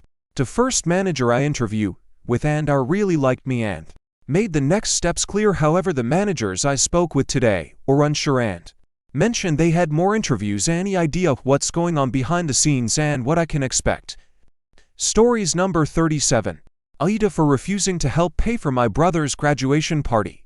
Hey everyone, I need some advice because I'm feeling really conflicted. I'm Irene to OF and I have an older brother, Mike to 3M. Our family hasn't always had a lot of money, but have been working hard these past couple of years to save up for my own college expenses and stuff. I've managed to save some money, which I'm kinda proud of. My parents have always struggled financially and have tried to help out whenever I can. Have paid for groceries, some bills, and even chipped in for Mike's birthday parties. Before, I never minded because family comes first, right? Recently Mike graduated from college and he's planning a big graduation party. He came to me asking if I could help pay for it, saying he wants to celebrate with all his friends and family. When I asked how much he needed, he said a pretty high amount, more than what I've saved up. I told him honestly that I couldn't afford it, especially after everything I've already contributed. Mike and our parents got really upset with me. They said I'm the only one who's been able to save up money and that I should help him out since he's graduating. They even said that I'm being selfish and not supporting my own brother. It hurts because I've always tried to help, and now they're making me feel like the bad guy. I offered to help with smaller things like decorations or food, but I can't cover the whole party now. My parents are barely talking to me and Mike is giving me the cold shoulder. I feel bad because I know he wants to celebrate, but I also don't want to go broke or lose what I've worked for. So Aita for refusing to pay for my brother's graduation party. I just don't think it's fair to expect me to cover something so expensive when I have my own savings to think about. Stories number 38. How do I get my mom to stop asking for grandkids?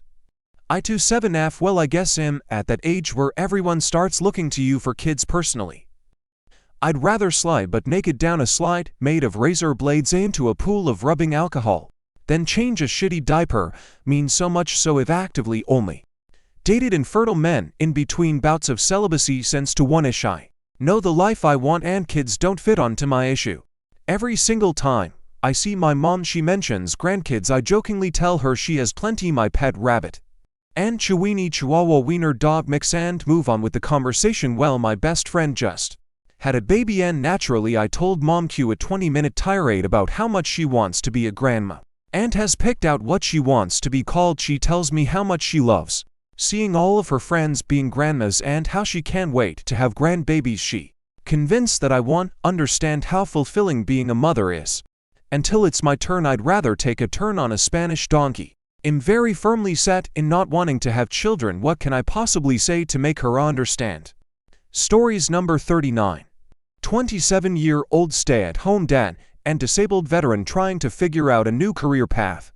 Title says it all. I don't have a lot going on right now, but I know I want a real career.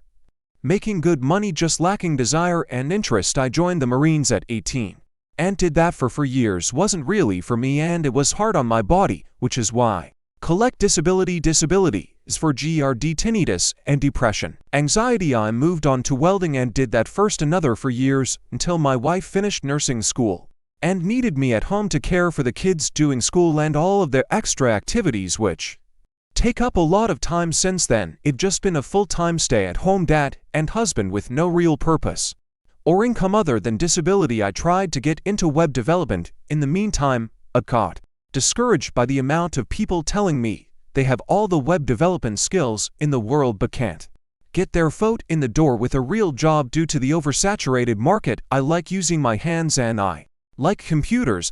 I don't know anything about jobs that correlate with that. I need a career path that has a flexible schedule and fits my interests, since my brain likes to move on from things as soon as I get bored or let down by my own expectations of what it would be like. I'm sure a lot of people wouldn't mind being in my shoes, being able to stay home all day making passive income and playing video games when I want, but it's not as satisfying of a life as it seems. My wife makes good money and I'd like to be able to contribute even more, being that we both have an expectation of being successful and having financial freedom. I just really don't know what to do. Just curious what any of you would suggest or do if you were in my shoes. Life is expensive and only getting more expensive, so just sitting around collecting my disability doesn't seem sustainable to me. Or I could be doing something more, even if it's part-time, to make more money. Working for myself is the most attractive path, but like I said, I don't know what I would even want to do. Thanks in advance for any advice or input. Stories number 40. What if I didn't bring my mom to my dad's memorial? First time poster on any Reddit account, but I am a long-time fan. Hopefully I don't become one of the many assonants I listened to on your page.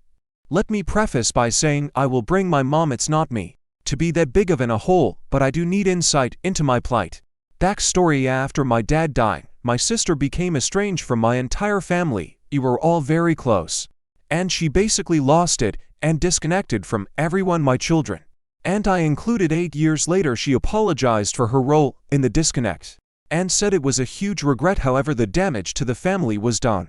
Present day, my dad's 10-year death anniversary is this year, and I made plans to take my mom to a restaurant my dad took her to and then to the spot where his ashes were scattered. This anniversary has been weighing heavy on me all year, so I wanted to do something to memorialize him. When I contacted my mom about my visit, she told me she would sit my sister's dog and cat that same week. Having a dog myself, I reached out to a friend who lives near my mom and asked if they could pet sit my dog while I am in town so that there would be no issues, especially since my sister organized her vacation plans with my mom before I said I would be coming to town. I told my sister this same thing when I told her I would be coming to town to take our mom to visit dad's memorial site.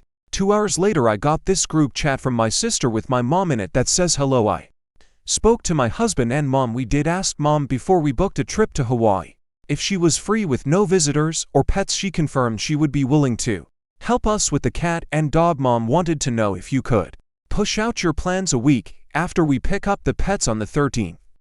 I didn't respond because I want to engage with her on this. My mom hasn't responded, or called to say anything contrary to what my sister said. I get that she made her plans first, and I understand the pet sitter situation. I didn't want to make things complicated, which is why I organized the pet sitter for my dog, which she knew. She also knows it's my dad's anniversary and that I can't just change that date. I wanted to be there with my mom on the day so she is not alone. To make things more complicated, which everyone knows, I rented a car to make the long drive to my mom's. I organized my time days with my multiple employers. My husband requested the time off. My brother put in his time off as well. I got a doctor's approval to travel. I had to reorganize my dialysis treatments and find a local center near my mom's. This is a whole thing for me to go there, and then I'm asked to reschedule it and leave my mom alone for the week of his death is crazy to me. I tried to play my own devil's advocate and look at it from another view, but I think I am blinded by anger at this point. I am so mad that I have been reduced to a visitor in the house I grew up in and asked to reschedule a visit as if I am on vacation. This would be my first trip anywhere since starting dialysis. For those that don't know, dialysis is much like chemo treatments, and you need to schedule chair time. It lasts for hours and it leaves you feeling under the weather for the rest of the day. I am still going to go and stay with my brother, which I know is going to upset my mom, but I think she made her bed. This is where I think I am an asshole. I still want to continue with my plans to visit the memorial site with my husband and my brother's family. I don't want to bring my mom, and I feel like an asshole. I will bring her if she wants to go because I'm not an asshole, and that's what my dad would want. What would you do in this situation? Edit to add context. I asked my sister how long her dog can be left alone, and she said 4 to 6 hours. My mom would only be gone from the house for about 5 hours for the memorial. Apparently no one is allowed at my mom's house, including me, during my sister's 10-day vacation while my mom is watching her pets. I'm told the pets are very friendly by several people. Stories number 41. What are the most important qualities to look for in a life partner? I'm a 27 male, going to be 28 soon. I'm beginning to realize it's important that I start making my own family soon. And that starts by finding a life partner. But I can't decide what exactly are the qualities to look for. I've been with people that I have a strong physical chemistry with, but there's little substance beyond. I've been with people who are sweet and attentive to me, but we don't have much in common, so it ends up feeling like a contract arrangement. I've been with people that I share a lot in common with and they feel like my friend, but then it kills all chemistry. I feel every person I've dated has brought one quality forth that's make them a good partner, but there is shortcomings somewhere else I can't get past. I haven't found anyone yet that's all-rounded. What am I looking for when I'm searching for a life partner? What qualities and type of dynamic do I make a priority? Stories number 42. Am I overreacting to this situation? My husband, I'm 33 and I have 29, have been married for 2 years and just celebrated our wedding this past spring. I always thought we had a good intercourse life. I literally never turned him down. Why always come on to him? I knew we both watched video, but I figured he just deleted his history or watched it in incognito like everyone else. I'm trying to deal with finances and I noticed one single payment to OnlyFans a few months ago. I found his account and he spent maybe $80 in the last 2 years. There were no messages and only 2 subscriptions were still live and not expire. I looked at the cards used and found that he has been using a retail credit card for a store he really likes. I looked at the expenses from that store over the last 2 years and there is about $300 worth of items, but in $2,000 in payments on the card from our checkings account. The store is expensive and has a lot of expensive gear, so I never second-guessed a few hundred here or there. How bad are these secrets? I can't tell if I'm trying to downplay this so I don't melt down or if I'm overreacting for even posting here on a secret account. Stories number 43. I could pay off my mortgage by living with my parents for 25 years at 38. Is it worth it? Okay, I've been brainstorming about how to pay off my mortgage quickly and have come up with this idea. A $110,000 on the home with a 15-year loan. With a $2,625 interest rate, the mortgage is $2,000 a month. If I rent it out, I could potentially get $2,400 a month. Then my plan would be to live with my parents and make double payments on my property. And considering doing this because I want to retire younger if possible. And I would like to have a paid-off house when this happens. If I pay it off quickly is also Give me a chance to invest even more towards retirement. Just curious if this is feasible or seems super far-fetched. If ran the numbers and it seems possible. Stories number 44. Confused on my feelings. Do you always know right away, and it's love? There's this amazing girl, she's sweet, kind, funny, beautiful, and we relate on so many levels. And have so many common interests, we get along so well, and there's never a dull moment in conversation. She's everything that I should want, but something's missing. Even though she's everything I would want for myself, something inside me just doesn't. I don't have that feeling that she's the one, and I wish that I did. She likes me so much, and I hate that I'm basically leading her on right now in hopes that I'm wrong about my feelings. My worrying is that maybe I do get that special feeling from her, but it just doesn't feel special anymore. I'm coming out, well, not really. It was 8 months ago now, 5-year relationship, and my worrying is that maybe I'm just used to that long-term relationship kind of love feeling, and I can't even identify anything else now within myself, even though if it was before I would have. Maybe that makes no sense. I'm just at an impasse. Should I give up on the chance that this could be something to spare her feelings and not lead her on? If I give it more time, could my feelings change, develop more? Is that too selfish? Both of those seem selfish to me, actually. Stories number 45.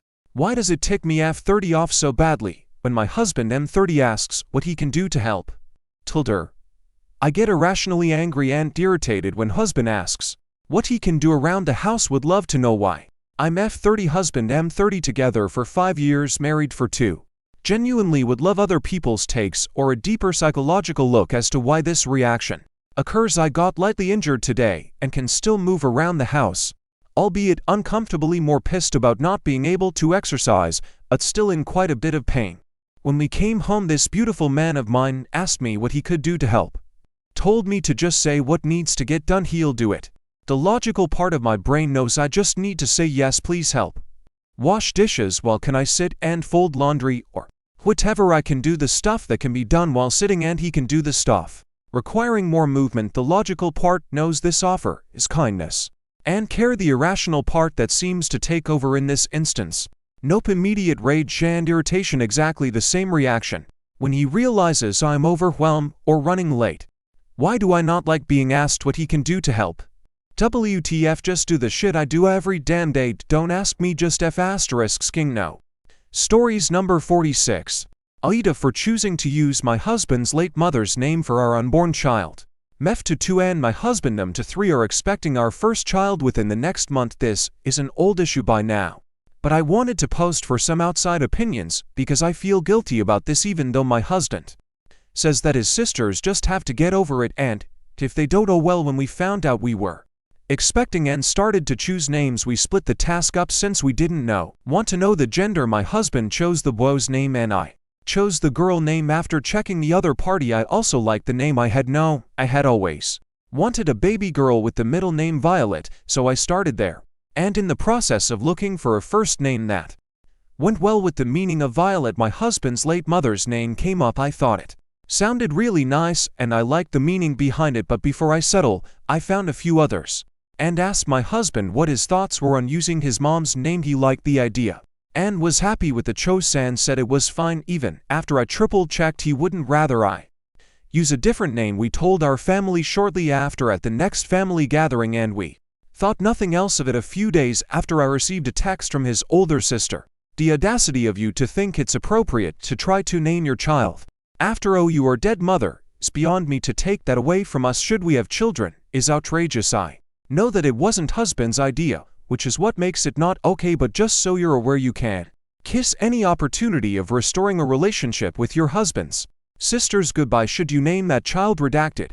Me and his sister have never gotten along well, but his oldest sister is a narcissist and has had similar outbursts like this before with my husband and me, i.e. he bought me a promise ring before I went to college, and in my excitement to share the news, I just posted a pic of the ring on my ring finger without context. I corrected it almost immediately, but she still called him and yelled at him for getting engaged without talking it through with her first. And without asking her opinion on it, I showed the message to my husband and started to break down because I didn't mean to cause issues with his family and didn't want him to not have his sisters just because of a name. My family is super shattered, so I care how much it can hurt to be shut out by family for something seemingly minor, and he has a big family. I don't want the same to happen for him. I told him we could change it and he said no, that he would call his younger sisters and ask what they thought and would talk to his older sister about the way she decided to approach this topic as well as why she felt this way about it. His younger sister were upset that we didn't discuss it with them before choosing the name, as they feel like we should have at least asked if they would have minded, but his older sister was unyielding in her opinion and has gone no contact with us. This was all compounded by my husband losing his new job a few weeks later, and we have to move back in with my father-in-law about a week before Christmas.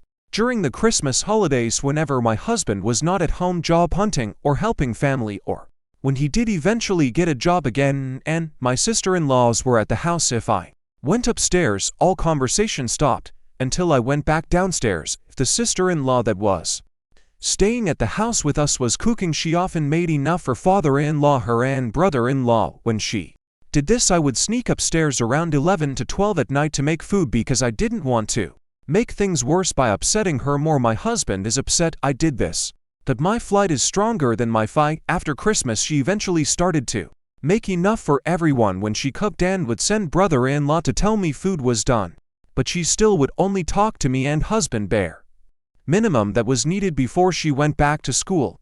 My husband is firm in his stance that we will not be changing the baby's name if it's a girl, and it is their choice to act this way, but I feel like IATAH because I did technically choose the name if it's girl. What do you guys think? TL.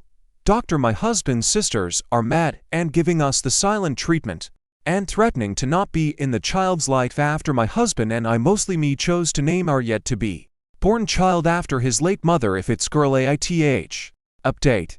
Our little one was born and we named her after my husband's mom. A few days after we got home, my youngest sis-in-law sat down and talked with my husband and me, mainly my husband, as I didn't have anything to say, and was told that all three of them are severely hurt by us naming her after their mom, that I had no right to name her after their mom because I did not know her, and that his eldest sister wanted us to know that we could still have her name changed. It has been approximately 2 months since then and they haven't spoken to us at all unless they cannot avoid it, i.e. my husband parks his car behind his sister's and she needs him to move it, but even then she usually sends my brother-in-law as a mediator with the holiday seasons coming up and low starting to interact with people and her surroundings. I'm nervous about what might be said by sis-in-laws to us or how eldest sis-in-law may act towards us, or low if wanted. I can keep this post updated as things happen.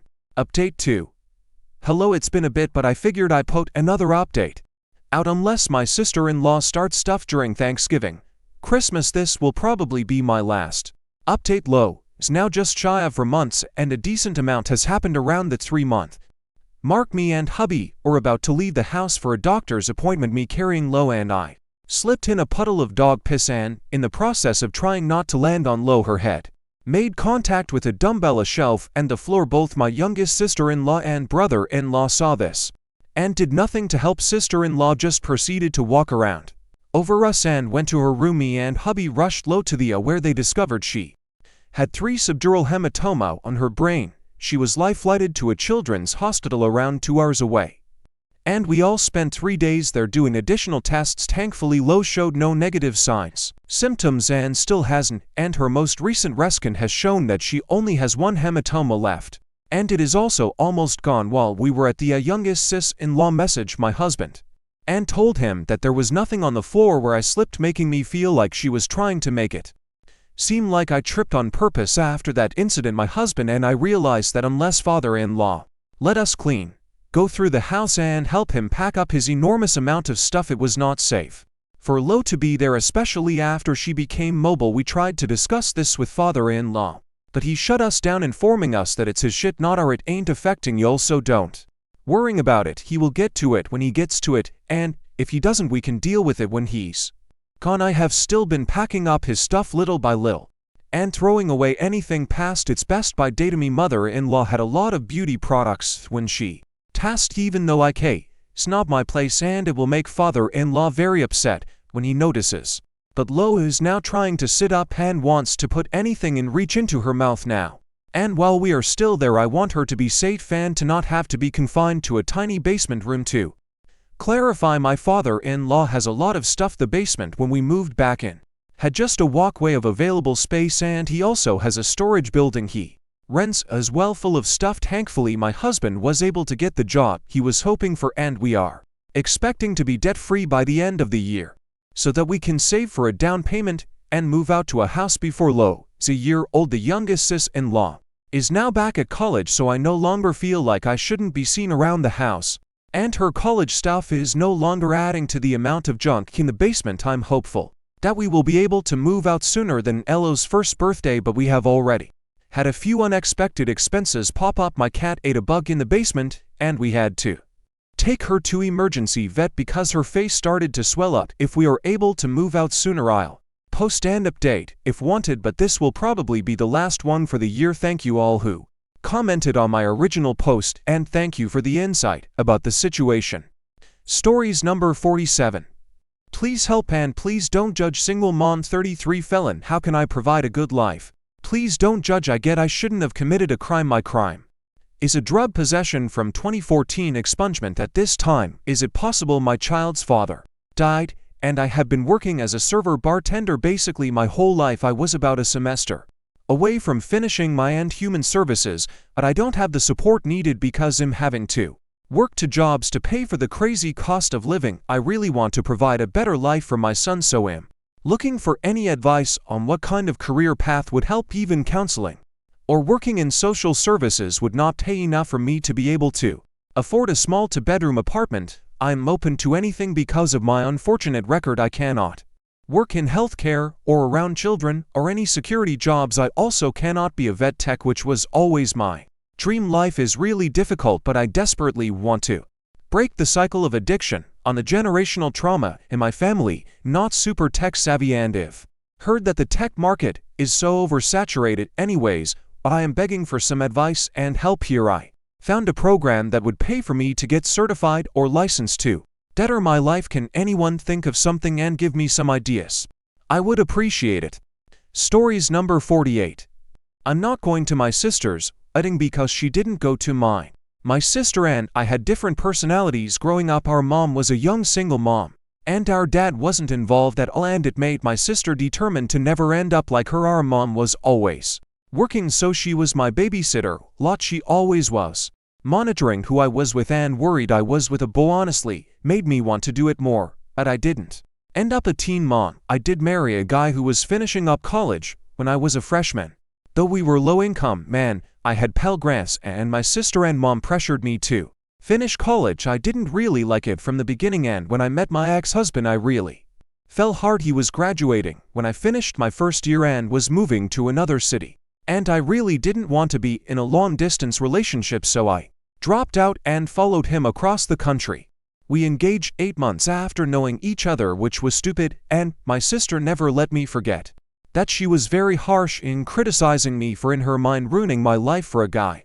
When I asked her to be mo, she basically told me she doesn't approve of the relationship, despite only meeting him once, and refused to have anything to do with it. I was very upset, but my mom was supportive. She tried to talk to my sister, but my sister basically told her she isn't wasting money and time attending a wedding she doesn't want to happen. We married a year after the engagement and have a son together, but we are now in the process of divorcing. We were married for 2 years, but he was just not as caring and supportive like I had hoped. Especially when I was pregnant, he wasn't happy I was pregnant and would go and party and skip my appointments. He also was never attentive to our son, and I basically raised him alone. I am now back in college part-time, but it's harder and juggling that with work and my son is exhausting. My sister and I haven't spoken in 2 years, basically since the marriage happened. Now my sister is engaged and the wedding is in May, and I'm bitter because she never cared about mine, but she expects me to attend hers as I got an invite as a bridesmaid. I'm thinking of turning it down because she never was supportive towards me. And yes, the relationship with my ex-husband wasn't great, but she should have shown up to support me. I am busy with my son and thinking of telling her I'm not able to make it, but my mom thinks I should go. She thinks it's a way to repair our relationship, and my sister cares about me, just disappointed in my choices. Stories number 49. I asking my F to 5 BFM to 7 to apply for jobs. My F25 van, my BF M27 have been together for 2 years, living together for 1. I have had consistent work since I got out of school, and while I don't make much, I hold my own over the past 2 years. Since we have been together, I have seen him job switch about 6-7x go. Either the employer is an asshole, he found something better, doesn't like the work, but throughout this he quits before getting confirmation of the new position. The next upcoming position falls through, he gets stress and is laid off for anywhere from a few weeks to a month because he is never fired, or leaves before he can't collect unemployment, and I am okay with picking up where I can. But I have not been able to save anything. I don't make much and we are always cutting it so close. Even when he is full-time, trips, events, clothes and expenses get pushed aside to get groceries, gas, and pay rent. Now where I might be the asshole, he quit his position 2 weeks ago and the new job has yet to let him know a start date. I can tell he's stressed, so I opened the conversation last night and spitballed ideas. This is the first time I have really pushed anything on the subject. He is very sensitive to any sort of criticism, and I know it's only been 2 weeks, but he hasn't let me know about if or where he's at applying to new positions, or if he has heard from the new company that he was supposed to start at. They gave him a soft start date, then pushed it due to background checks and HR stuff, but he quit his job a little over a week before he would have his first day to give himself a week off vacation. Even offered up me door dashing and maybe even getting a second job. I asked him to please apply to 1 to 2 jobs the next day. He looked him, I had slapped him, and said, "You think I want to be jobless? You think I want to be the boyfriend who's unemployed? I am not just being lazy all day." I assumed he has applied to a few, but I don't know. His mindset is it will all work out, but it's only all working out because 1, we are so young, and 2, I do kinda cover for him sometimes. He always makes rent since we got out place, but last fall was living with me, his family, for a while for free. I don't feel comfortable cutting it this close. It's my stress about A, moving in with someone and not being able to make rent, B, the pattern of behavior, C, quitting before he has confirmation on a new job without thinking of me and our life, D, not seeing the stress it puts on our relationship. It's a pattern of behavior, and all I want is for him to thrive so we can start our life, move, travel, me feel comfortable enough to start a new position without fear that if it doesn't work out, we won't both be jobless and broke. Been at the same state job for some time. So am I the asshole for asking my boyfriend to apply for jobs? Edit. He's in our new apartment of 5 to 6 months, agreed to pay $175 more in rent. He can has his own gaming room, space for dogs, and made a bit more than me with his last job. I make about $2,200 a month. He was making about $2,400 to $2,600. He had his own place our first year together, moved home, lived with me 6 months, then moved in with me. We got our own place 6 months. I mostly only cover things like food, medications, gas, play money on his end when they get tight. Stories number 50. I accidentally told the recruiter the wrong salary. This recruiter has been guiding me through this interview process. I'm excited about this new role. The interviews have been great, and I just have one more interview, which the hiring manager at the company told me was just a formality and that I basically got the job. Since they are going to make an offer soon, the recruiter mentioned that he would help me negotiate my salary. He asked me to provide a pay slip or other documentation from my previous employer that shows what my salary was. We were talking over the phone and I said sure, I will email it over. I just checked my salary and I am shocked because my salary is actually lower than what I have been telling the recruiter. I am shocked and I am not sure what to do. If I tell him the actual salary, I'm worried that he will think I was lying this whole time to try and negotiate a higher salary, and it will affect my job application. When I was telling the recruiter my salary, I was convinced that the salary I was telling him was the truth, and I had no intention of inflating the numbers.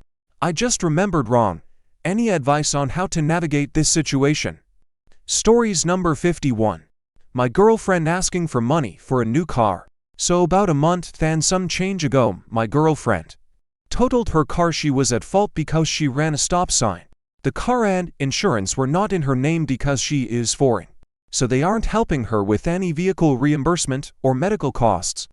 She's lawyered up and will hopefully get compensation for the medical issues she now has. After the incident happened, I took total care of her for a week in every aspect imaginable. Driving to the doctor, cooking, food, helping with any treatment size, heat, emotional support, etc. At the end of the week, when I had to leave for work, my job requires me to travel out of the state. Told her she could have my car and that I would assist her with any bills she could not pay because of her absence and, in turn, lack of pay from her current job. It has now been a month and 10 days or so, and I am putting no pressure on her whatsoever to give me back my car. However, a couple things have recently happened. She got a ticket driving my car and wants me to deal with it as if I were responsible. Secondly, she has now told me yesterday that as a man I need to come up with a solution for her.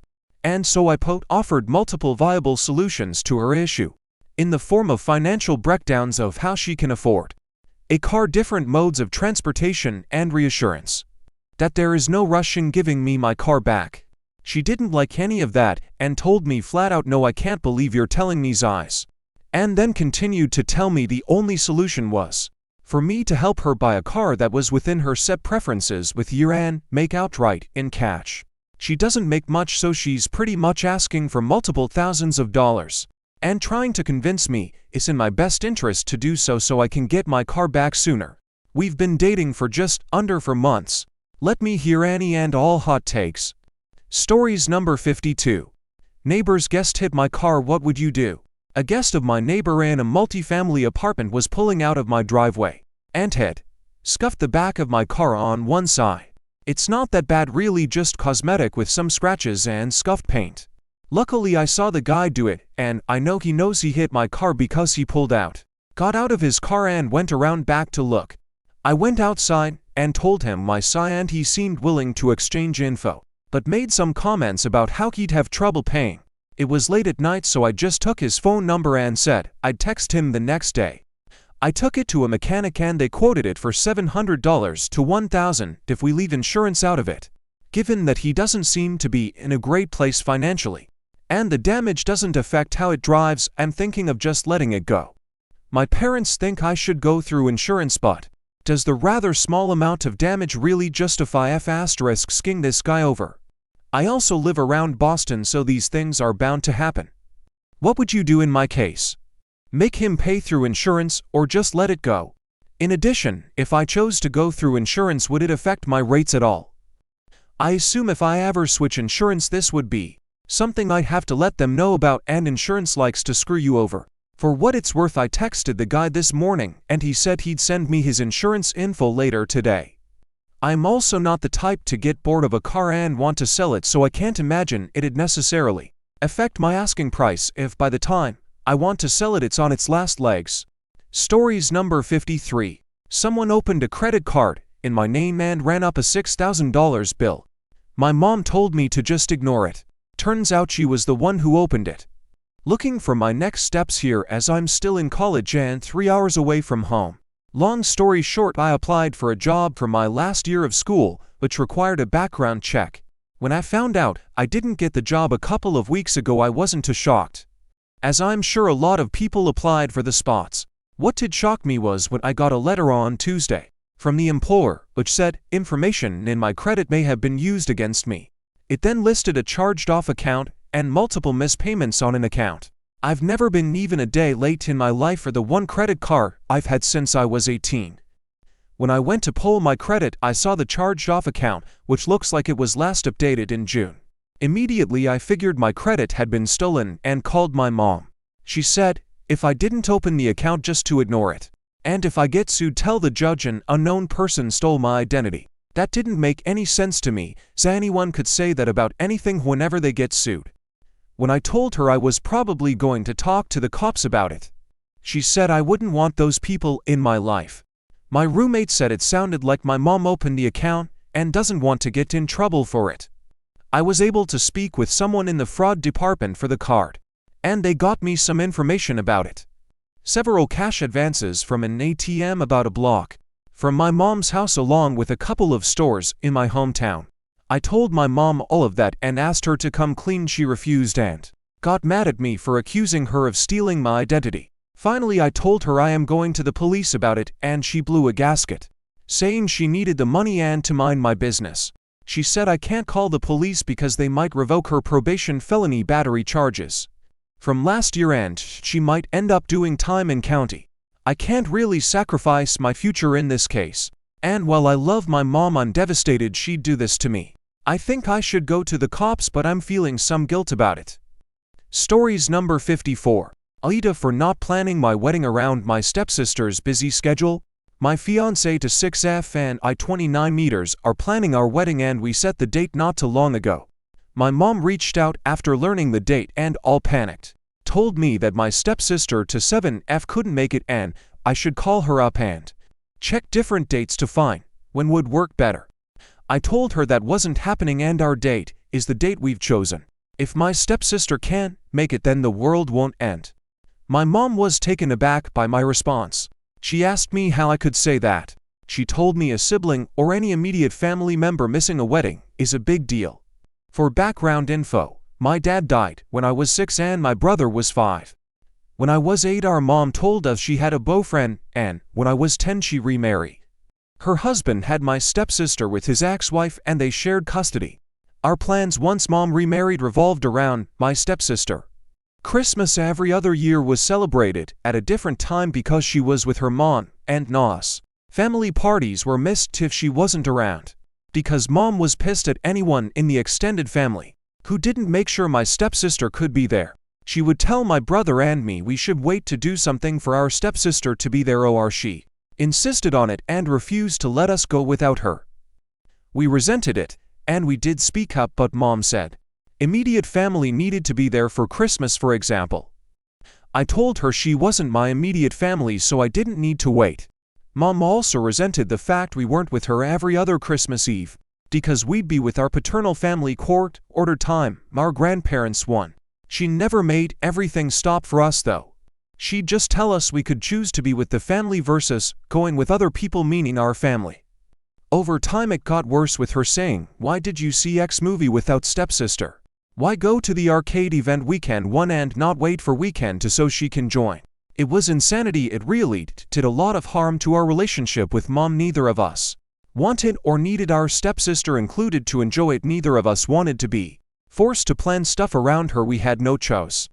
That's not how things are anymore, which mom was shocked I was putting my foot down so strongly about it. She mentioned the immediate family sibling thing, and I told her I have never once considered my stepsister my sibling or my immediate family, and I will no longer plan things around her because her attendance is not essential to me. My mom started freaking out on the phone and saying it would really hurt her stepdaughter and husband's feelings to hear this, and how she wanted us all to be together for something as big as a wedding. She told me she'd pay the difference for a different day, and I said no. I told her my days of catering to my stepsister's schedule are over. Mom went nuts on the phone. I ended the call and I'm dodging her calls and texts now because she's mad. Stories number 55. Wife has left me home with 4 young kids for the weekend with no help. I am not medically well. My wife, 39, has jetted off for the weekend on a girls' trip with mostly unknown to me sales reps she deals with through online sales, leaving myself, M42, at home with 4 kids under 9 with very little support. For context, I tried to catch up with some high school friends recently and was made to feel guilty for weeks leading up to and following, and that was just for 3 hours. She has alienated most of our extended family. Long story, but most due to her, and most close friends have young kids also, so not really an option. I don't have a license due to receiving medical treatment for a brain tumor. Today is the end of my 4th cycle of chemo, often leaving me bedridden for a day or two following. She has been both emotionally, financially, and physically abusive and unfaithful. I have set the wheels in motion for a separation unbeknownst to her at this stage. My plan was to seek the help of my mother over the weekend, as I have been having to secretly converse with in recent months. After years of exile, some COVID-related, some instigated by my wife. She still wants to be part of our lives, but my wife believes that she has burned that bridge. I personally never wanted to remove them from our lives, but was threatened with access to my kids being made difficult due to my condition and somewhat passive nature. I often suffer from thought paralysis during heated moments. This is my way of poking the bear so that others might see her for what she really is. I believe that she has undiagnosed NPD and has been seeking help, but I am not seeing any improvements. Any thoughts? Stories number 56. I don't know what to do. This may be long. 11 years ago, my infant daughter was horrifically murdered by her father. I just got word that he is getting out of jail. I have another daughter to which he was the father and his mother and sister have, stating her life and been wonderful. I know they think what he did was an accident, that the coroner's report proves so much differently. I have left it as don't bring it up to me and we won't discuss our differences. The information in that report is truly life-altering, and I do care for his mother and don't want to hurt her. She didn't do anything wrong. However, they know he is getting out of jail and never informed me. This affects her grandchild's well-being and I feel is so extremely important. I feel like this is inexcusable. I don't know how to approach this, but I want to lose my shit. He has a home plan, which means someone took him in who I don't know. I don't know how to handle this, but WIBTA if I just cut everyone off. Because now I feel like I can't trust any of them. Edit. We were told by the victim advocates that this was happening 2 days' notice. His mother and sister have known and still haven't said anything to us. They don't know we know. Stories number 57. I'm rethinking having a child with my wife because of what I just found out about her dad. My wife Jessica 32F and I 30 meters have been married for 2 years and are trying for a baby. Jessica has an older sister Mary that she isn't close to. She told me that they had a huge falling out over some family drama and just don't speak anymore. I asked a few times about the entire situation, but she would say she doesn't like talking about it and doesn't think it's important. It was Jessica's brother's birthday yesterday and we were all over at his house to celebrate. Mary made an appearance and there was a lot of drama. Long story short, she called Jessica and her brothers out for still associating with their dad when they know that he's a child molester. No one was paying her any mind and I was really confused on what the hell was going on. When Mary left and Jessica and I went home, I asked Jessica what the hell happened. She said that when they were kids, Mary used to claim that their dad used to molest her. I asked if it's true and Jessica was stuttering a lot. She said she knows her dad used to do bad things, but that Mary cut them all off when she turned 18 and moved out. I asked if she is admitting that she knows her dad was a child molester and did things to his own daughter. She said he doesn't do it anymore and he was just in a really bad place in his life and he apologized to Mary, so there's nothing else anyone can do for Mary. I was honestly appalled. I also feel so terrible for Mary. Jessica made it seem like Mary did something wrong and deserved to be basically exiled from the family. I could never imagine that this is what happened. I asked if she expects me to now be willing to have that man around our future children and she started shouting at me saying and judging him off something that happened 2 decades ago and whether I like it or not he is going to be our child's grandpa and he will be in their lives. I said if she insists on it, I think we need to hold off on having kids and have serious conversations about it. She's extremely angry at me, but I don't know how I could better react, to be honest. This feels like a huge deal that she is minimizing. It's been nearly a year since my initial post, so I thought I would give an update. A few days after my original post, I sat Jessica down and told her how I was feeling. I told her I'm not okay with what she and her family had done to Mary. They knew what their dad had done to her but still chose to take his side and make Mary look crazy.